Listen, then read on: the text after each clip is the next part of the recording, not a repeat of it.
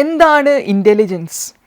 Intelligence is the capacity to see into things, into problems with an insight and an awareness.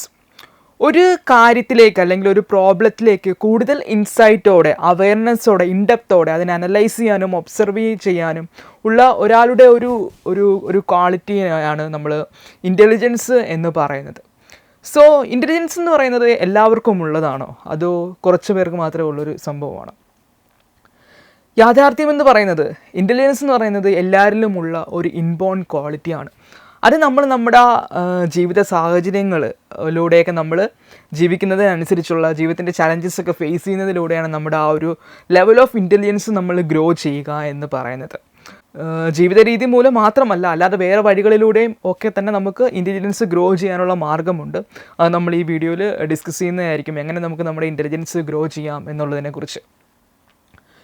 പിന്നെ important ആയിട്ടുള്ള കാര്യം എന്ന് പറയുന്നത്, intelligence is rooted in your consciousness, in your awareness. It is not of your mind. പലരുടെയും ഒരു തെറ്റിദ്ധാരണയാണ്, അതായത് intelligence എന്ന് പറയുന്നത് it is connected with your mind അല്ലെങ്കിൽ നോളജ്. ഒരുപാട് നോളജബിൾ ആയിട്ടുള്ള ആൾക്കാരാണ് ഇൻ്റലിജൻറ്റ് എന്നൊരു തെറ്റിദ്ധാരണ നമ്മുടെ എഡ്യൂക്കേഷൻ സിസ്റ്റം, നമ്മുടെ സൊസൈറ്റിയൊക്കെ പൊതുവേ ഇങ്ങനെ ക്രിയേറ്റ് ചെയ്തിട്ടുണ്ട്. കാരണം നമ്മുടെ സ്കൂൾ വിദ്യാഭ്യാസമൊക്കെ ഞാനൊക്കെ പഠിച്ചു വന്ന ഒരു സിസ്റ്റത്തിൻ്റെ ഇതെന്ന് പറഞ്ഞു കഴിഞ്ഞാൽ കൂടുതൽ മെമ്മറി പവർ, കൂടുതൽ എന്താ റിപ്പറ്റേറ്റീവായിട്ട് ഒരു കാര്യം കാണാതെ പഠിച്ച് പറയാൻ സാധിക്കുക, അല്ലെങ്കിൽ ഒരുപാട് മെമ്മറി സ്റ്റോറേജ് ഉണ്ടെങ്കിൽ നോളജബിൾ ആയിട്ടുള്ള ആൾക്കാരെയാണ് പൊതുവേ നമ്മുടെ സിസ്റ്റമൊക്കെ, ഞാൻ വന്ന സിസ്റ്റത്തിലൊക്കെ ഇൻ്റലിജൻ്റ് ആയിട്ട് ആൾക്കാർ കണ്ടുകൊണ്ടിരുന്ന, അല്ലെങ്കിൽ തെറ്റിദ്ധരിച്ചെന്ന് വേണമെങ്കിൽ പറയാം. അവരെ ഭയങ്കര ജീനിയസ് ആയിട്ട് കാണുന്ന ഒരു സിസ്റ്റമായിരുന്നു ഞാനൊക്കെ പഠിച്ചുകൊണ്ടിരുന്നത്. അപ്പോൾ നമ്മളും പൊതുവേ ഓട്ടോമാറ്റിക്കലി തെറ്റിദ്ധരിക്കും, ഒരുപാട് നോളജ് അല്ലെങ്കിൽ ഒരുപാട് കാണാപ്പാടം പഠിച്ച് വിളമ്പാൻ സാധിക്കുമെങ്കിൽ ദെൻ ഹീസ് ഇൻ്റലിജൻറ്റ് എന്നുള്ളൊരു തെറ്റിദ്ധാരണയാണ് പലപ്പോഴും എനിക്കൊക്കെ ഉണ്ടായിട്ടുള്ളത്. പിന്നീട് നമ്മൾ ലൈഫിൻ്റെ വേറെ ഡയമെൻഷൻസ് നമ്മൾ എക്സ്പ്ലോർ ചെയ്യുമ്പോൾ, പല ആൾക്കാരെ കാണുമ്പോൾ, പല പെർസ്പെക്റ്റീവ്സ് അറിയുമ്പോഴാണ് നമ്മൾ മനസ്സിലാക്കുന്നത് ഇൻ്റലിജൻസ് എന്ന് പറയുന്നത് വേറൊരു മൾട്ടി ഡയമെൻഷണൽ തലമാണ്. അത് നമുക്ക് ഈ എങ്ങനെ IQ ടെസ്റ്റ് പോലെയുള്ള കാര്യങ്ങളിലൂടെ ഒന്നും നമുക്ക് പ്രൂവ് ചെയ്യാൻ സാധിക്കുന്നതേ അല്ല. എസ്പെഷ്യലി ഞാനൊരു മെഡിറ്റേഷൻ സ്പിരിച്വാലിറ്റിയിലോട്ടൊക്കെ ഇൻട്രൊഡ്യൂസ്ഡ് ആയതിനു ശേഷമാണ് എനിക്ക് അതിനെക്കുറിച്ചൊരു വേറൊരു പെർസ്പെക്റ്റീവ് കിട്ടിയത്. അതായത് ഇപ്പം ഞാൻ മെഡിറ്റേഷൻ സ്പിരിച്വാലിറ്റിയിലേക്ക് വരുന്നത് ഓഷോയിലൂടെയാണ്. ഓഷോനെ അറിയാമല്ലോ, വളരെ ഫേമസ് ആയിട്ടുള്ള ഒരു സ്പിരിച്വൽ മാസ്റ്ററാണ്. സോ അദ്ദേഹം ബേസിക്കലി പറഞ്ഞിട്ടുള്ളതെന്ന് പറയുന്നത്, അദ്ദേഹത്തിൻ്റെ പെർസ്പെക്റ്റീവ് എന്ന് പറയുന്നത്, he always is that intelligence എന്ന് പറയുന്നത് നമ്മുടെ കോൺഷ്യസ്നെസ്സിലും അവെയർനെസ്സിലുമാണ് അതിൻ്റെ ഒരു റൂട്ട് എന്ന് പറയുന്നത്. അതായത് intelligence is the quality of your consciousness. നമ്മൾ എത്രത്തോളം കോൺഷ്യസ് ആകുന്നു, അവെയർ ആകുന്നു, അതനുസരിച്ചായിരിക്കും നമ്മുടെ കപ്പാസിറ്റി ഓഫ് ഇൻ്റലിജൻസ്, അല്ലെങ്കിൽ നമ്മുടെ capacity to see into things. ഒരു കാര്യത്തിൻ്റെലേക്ക് ഒരു ഡെപ്തിൽ അല്ലെങ്കിൽ വ്യക്തതയിൽ, ക്ലാരിറ്റിയിൽ നമുക്ക് കാണാൻ സാധിക്കണമെങ്കിൽ നമ്മൾ കോൺഷ്യസ്നെസ്സിൽ ഒരു ഹയർ സ്റ്റേറ്റിലെത്തണം, അല്ലെങ്കിൽ ഒരു പ്യുവർ കോൺഷ്യസ്നെസ്, ഒരു ടോട്ടൽ അവെയർനെസ്സിലൊക്കെ നമ്മൾ എക്സിസ്റ്റ് ചെയ്യുമ്പോഴാണ് നമുക്ക് ഒരു കാര്യത്തിൻ്റെ അതിൻ്റെ ഒരു ഇൻ്റലിജൻ്റ് ആയിട്ട് നമുക്കതിനെ ഫേസ് ചെയ്യാൻ അല്ലെങ്കിൽ അനലൈസ് ചെയ്യാൻ സാധിക്കുകയുള്ളതാണ് ഓഷോ എപ്പോഴും പറഞ്ഞിട്ടുള്ളതെന്ന് പറയുന്നത്.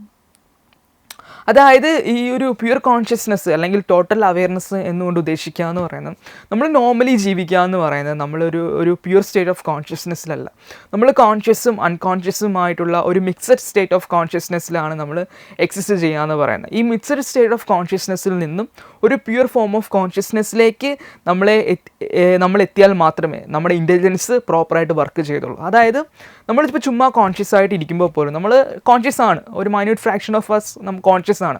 അതുകൊണ്ടാണ് ഞാൻ നിങ്ങളോട് സംസാരിക്കുമ്പോഴും നിങ്ങൾ ഈ വീഡിയോ കാണുമ്പോൾ കേൾക്കുന്നതുമൊക്കെ നമ്മൾ കോൺഷ്യസ് ആയതുകൊണ്ടാണ് നമുക്കിത് ഒരു കമ്മ്യൂണിക്കേഷൻ പോസിബിൾ ആകുക എന്ന് പറയുന്നത്. പക്ഷേ അതൊരു മൈന്യൂട്ട് ഫ്രാക്ഷനേ ഉള്ളൂ.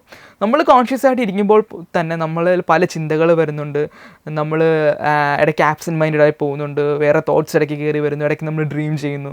അങ്ങനെ നമ്മളൊരു ഫുള്ളി കോൺഷ്യസ്, ഫുള്ളി ഒരു മൈൻഡ്ഫുള്ളായിട്ടുള്ളൊരു ഫുള്ളി പ്രസൻ്റായിട്ട് അല്ല നമ്മളെപ്പോഴും ഇരിക്കുക എന്ന് പറയുന്നത്. നമ്മൾ ചുമ്മാ ഇരിക്കുമ്പോൾ പോലും തന്നെ എപ്പോഴും ഒരു കണ്ടിന്യൂസ് സ്ട്രീം ഓഫ് തോട്ട്സ് നമ്മുടെ മൈൻഡിൻ്റെ ഒരു തിങ്കിങ് പ്രോസസ്സ് എപ്പോഴും നമ്മുടെ കോൺഷ്യസ്നെസ്സിൽ ഇങ്ങനെ റിഫ്ലക്റ്റ് ചെയ്യുന്നുണ്ട്. അപ്പോൾ നമ്മൾ ഈ തോട്ട്ലെസ് സ്റ്റേറ്റ് അല്ലെങ്കിൽ ചിന്തകളില്ലാത്ത അവസ്ഥയിലൊന്നുമല്ല നമ്മൾ നോർമലി ഇരിക്കുക എന്ന് പറയുന്നത്. നമ്മുടെ consciousness is continuously blurred with the thinking process, അല്ലെങ്കിൽ മൈൻഡിൻ്റെ സ്റ്റഫ് മൂലം നമ്മുടെ കോൺഷ്യസ്നെസ് ഇങ്ങനെ ഫിൽഡ് ആയിട്ടിരിക്കുകയാണ്. സോ അതുകൊണ്ട് നമ്മളൊരു പ്യുവർ കോൺഷ്യസ്നെസ്സിലല്ല എക്സിസ്റ്റ് ചെയ്യുക എന്ന് പറയുന്നത്. അതോടൊപ്പം തന്നെ നമ്മുടെ അവെയർനെസ്, നമ്മൾ പല കാര്യങ്ങളും നമ്മൾ ഡേ ടു ഡേ ലൈഫിൽ ചെയ്യുക എന്ന് പറയുന്നത് വളരെ മെക്കാനിക്കലായിട്ടാണ്. ഇപ്പോൾ നമ്മൾ ഭക്ഷണം കഴിക്കുക, കുളിക്കുക, പല്ല് തേക്കുക, കാർ ഓടിക്കുക, അങ്ങനെ ഇപ്പോൾ നടക്കുമ്പോൾ പോലും നമ്മളെല്ലാം മെക്കാനിക്കലാണ്, വേറെ കാര്യങ്ങളൊക്കെ ചിന്തിച്ചുകൊണ്ട് ആബ്സെൻറ്റ് മൈൻഡായിട്ട് ആയിട്ട് നമ്മൾ പല കാര്യങ്ങളും ചെയ്യാമെന്ന് പറയുന്നത്. ഒരു അവയർനെസ്സോട് കൂടിയല്ല നമ്മൾ എല്ലാ കാര്യങ്ങളും നിത്യജീവിതത്തിൽ ചെയ്യാമെന്ന് പറയുന്നത്. സോ നമുക്കൊരു അവയർനെസ്സും ഇല്ല, ഒരു കോൺഷ്യസ്നെസ്സും ഒരു പ്യുവർ സ്റ്റേറ്റിലല്ലാത്ത ഇരുന്ന് കഴിഞ്ഞാലുള്ള കുഴപ്പമെന്ന് പറയുന്നത് നമ്മുടെ ആ ഒരു ഇൻ്റലിജൻസിനെ അത് റിഫ്ലക്റ്റ് ചെയ്യും. അതായത് നമുക്ക് കൂടുതൽ ഇൻ്റലിജൻ്റ് ആയിട്ട് നമുക്ക് പ്രവർത്തിക്കാൻ പറ്റാത്തൊരു അവസ്ഥ വരും. നമ്മളിങ്ങനത്തെ ഒരു ആബ്സെൻറ്റ് മൈൻഡഡ് അല്ലെങ്കിൽ ഒരു ഫുൾ കോൺഷ്യസ്നെസ്സും അവയർനെസ്സിലും നമ്മൾ എക്സിസ്റ്റ് ചെയ്യാത്തിടത്തോളം കാലം നമ്മുടെ ഇൻ്റലിജൻസ് നമുക്ക് പ്രോപ്പറായിട്ട് വർക്ക് ചെയ്യത്തില്ല. സോ എങ്ങനെ നമുക്കൊരു ടോട്ടൽ കോൺഷ്യസ്നെസ്, നമ്മുടെ ക്വാളിറ്റി ഓഫ് കോൺഷ്യസ്നെസ്സിനെ നമുക്ക് എങ്ങനെ എലിവേറ്റ് ചെയ്യാൻ സാധിക്കും? സോ അതിനുള്ള മെത്തഡോളജിയാണ് നമ്മൾ മെഡിറ്റേഷൻ എന്ന് പറയുന്നത്. മെഡിറ്റേഷൻ്റെ ഒരു പ്രോസസ്സാണ്. മെഡിറ്റേഷനിൽ നമ്മൾ ചെയ്യാമെന്ന് പറയുന്നത് നമ്മുടെ കോൺഷ്യസ്നെസ്സിനെ ക്ലീൻ ചെയ്യുക, ഒരു പ്യുവർ കോൺഷ്യസ്നെസ്സും ഒരു ടോട്ടൽ അവെയർനെസ്സും അങ്ങനെ ഒരു ഹയർ സ്റ്റേറ്റ് ഓഫ് കോൺഷ്യസ്നെസ്സിലേക്ക് നമ്മളെ കൊണ്ടുവരിക എന്നത് കൊണ്ടുവരാനുള്ള ഒരു മെത്തഡോളജിയാണ് നമ്മൾ മെഡിറ്റേഷൻ അല്ലെങ്കിൽ മെഡിറ്റേഷൻ ടെക്നിക്സ് എന്നൊക്കെ പറയാമെന്ന് പറയുന്നത്. മെഡിറ്റേഷൻ എന്ന അവസ്ഥ എന്ന് പറയുന്നത് അത് തന്നെയാണ്. ഒരു ടോട്ടൽ കോൺഷ്യസ്നെസ് അല്ലെങ്കിൽ ഒരു പ്യുവർ കോൺഷ്യസ്നെസ്സിലേക്ക് നമ്മളെ എത്തിക്കുക എന്നതാണ് മെഡിറ്റേഷൻ കൊണ്ട് നമ്മൾ ഉദ്ദേശിക്കുക എന്ന് പറയുന്നത്, അല്ലെങ്കിൽ മെഡിറ്റേഷൻ എന്ന അവസ്ഥ കൊണ്ട് നമ്മൾ ഉദ്ദേശിക്കുന്നത്. സോ ആ ഒരു സ്റ്റേറ്റിൽ, ഒരു മെഡിറ്റേറ്റീവ് സ്റ്റേറ്റിൽ എത്തിയാൽ മാത്രമേ നമ്മുടെ ഇൻ്റലിജൻസ് നമുക്ക് പ്രോപ്പറായിട്ട് ഫങ്ഷൻ ചെയ്യിപ്പിക്കാൻ സാധിക്കത്തുള്ളൂ.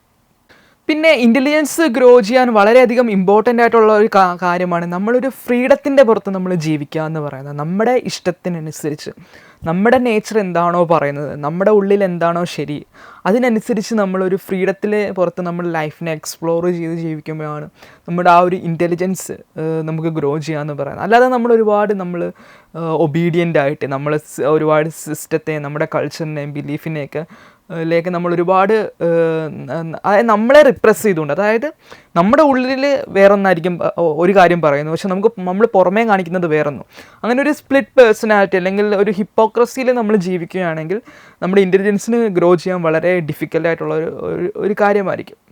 അതായത് നമുക്കൊരു കാര്യം ചെയ്യേണ്ടതെന്ന് നമ്മുടെ ഉള്ളിൽ തോന്നുന്നു, പക്ഷേ നമുക്ക് അത് മറ്റുള്ളവരെ ബോധിപ്പിക്കാൻ വേണ്ടി അല്ലെങ്കിൽ മറ്റുള്ളവരെ കൺവിൻസ് ചെയ്യാൻ വേണ്ടി നമ്മളൊരു കാര്യം ചെയ്യുന്നു. അങ്ങനെ ചെയ്യുമ്പോൾ നമ്മളുടെ ഉള്ളിലൊരു സ്പ്ലിറ്റ് സംഭവിക്കുന്നു.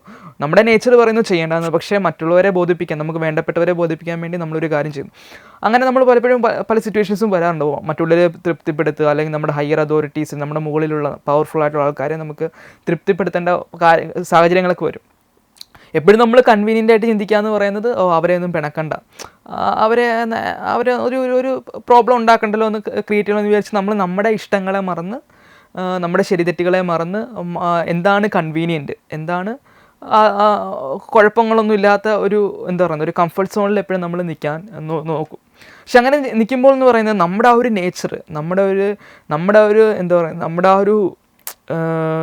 ആ ഒരു ഇന്നർ ബീയിങ്ങിനെ നമ്മളവിടെ റിപ്രസ് ചെയ്യുന്ന, നമ്മുടെ നമ്മുടെ ഇഷ്ടങ്ങളെ നമ്മളവിടെ സപ്രസ് ചെയ്യുന്ന ഒരു സാഹചര്യം വരുന്നുണ്ട്. അങ്ങനെ നമ്മൾ കണ്ടിന്യൂസ് ആയിട്ട് ജീവിക്കുകയാണെങ്കിൽ ഇൻ്റലിജൻസിന് it becomes very difficult to grow in intelligence, because intelligence needs ഗട്ട്സും കറേജും വളരെ വേണ്ടൊരു സംഭവമാണ്.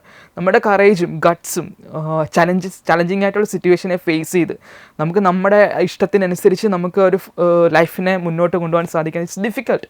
കാരണം നമ്മുടെ ചുറ്റുമുള്ളവർ നമ്മളിൽ പല രീതിയിലും അവരുടെ എക്സ്പെക്റ്റേഷൻസ് ഒക്കെ ഉണ്ട്. അപ്പോൾ ആ എക്സ്പെക്റ്റേഷൻസ് ആയിരിക്കില്ല നമ്മുടെ ഇഷ്ടങ്ങളെന്ന് പറയാം. അപ്പോൾ അവരുടെ എക്സ്പെക്റ്റേഷൻസിനെ മറികടന്ന് നമ്മുടെ ഇഷ്ടത്തിന് വേണ്ടി നമുക്ക് ലൈഫിനെ മുന്നോട്ട് കൊണ്ടുപോകാൻ സാധിക്കണമെങ്കിൽ you need more courage, you need more guts.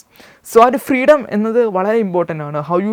U have to live in freedom in order to grow in intelligence എന്ന് പറയുന്നത് വളരെ ഇമ്പോർട്ടൻ്റ് ആണ്. ഒരു മെഡിറ്റേറ്റീവ് സ്റ്റേറ്റ് പോലെ തന്നെ ഇമ്പോർട്ടൻ്റ് ആയിട്ടുള്ള കാര്യമാണ് ഒരു ഫ്രീഡത്തിൻ്റെ പുറത്ത് ജീവിക്കുക എന്ന് പറയുന്നത്. ഇപ്പം നമ്മൾ നേരത്തെ പറഞ്ഞു, മെഡിറ്റേഷനിൽ നമ്മൾ ഗ്രോ ചെയ്യുമ്പോൾ ഓട്ടോമാറ്റിക്കലി നമുക്ക് നമ്മുടെ ആ ഒരു ഇന്നർ ബീയിങ്, നമുക്ക് ആ ഒരു ഇന്നർ ഫ്രീഡത്തിൽ നമുക്ക് ജീവിക്കാനുള്ള ആ ഒരു ഗട്ട്സ് നമുക്ക് ഓട്ടോമാറ്റിക്കലി വരും. സോ മെഡിറ്റേഷനാണ് ഓൾ ഇൻ ഓൾ എന്ന് പറയുന്നത്. മെഡിറ്റേഷൻ നിങ്ങൾ ഫോളോ ചെയ്യുകയാണെങ്കിൽ ബാക്കിയുള്ള എല്ലാ കാര്യങ്ങളും, ഇൻ്റലിജൻസിനെ ഹെൽപ്പ് ചെയ്യുന്ന എല്ലാ കാര്യങ്ങളും ഓട്ടോമാറ്റിക്കലി ഫ്ലോറിഷ് ആവും. ഫ്രീഡവും അതിൽ വരുന്നൊരു സംഭവമാണ്.